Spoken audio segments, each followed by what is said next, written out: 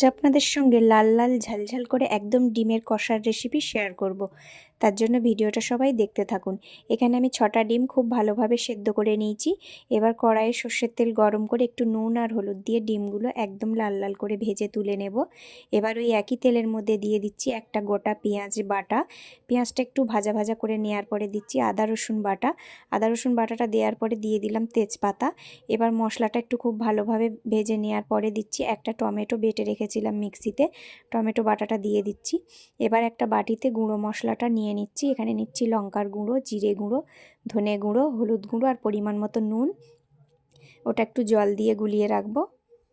ওটা খুব ভালোভাবে কষিয়ে নেওয়ার পরে ওই গুঁড়ো মশলাটা বাদ দিয়ে দিলাম, যেটা জল দিয়ে বানিয়ে রেখেছিলাম।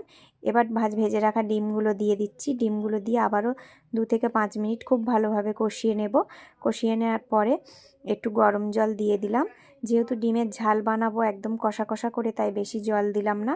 খুব ভালোভাবে ফুটে গেলে এবার একটু গরম মশলা দিয়ে ঝোল গাঢ় গাঢ় হলেই একদম নামিয়ে নেব। দেখুন, গরম গরম ডিমের কষা। এটা আপনারা রুটি, পরোটা বা গরম গরম ভাতের সঙ্গে এই শীতের সময় একদম শীতের সকালে বা রাত্রে ডিনারে আপনারা গরম গরম পরিবেশন করতে পারেন।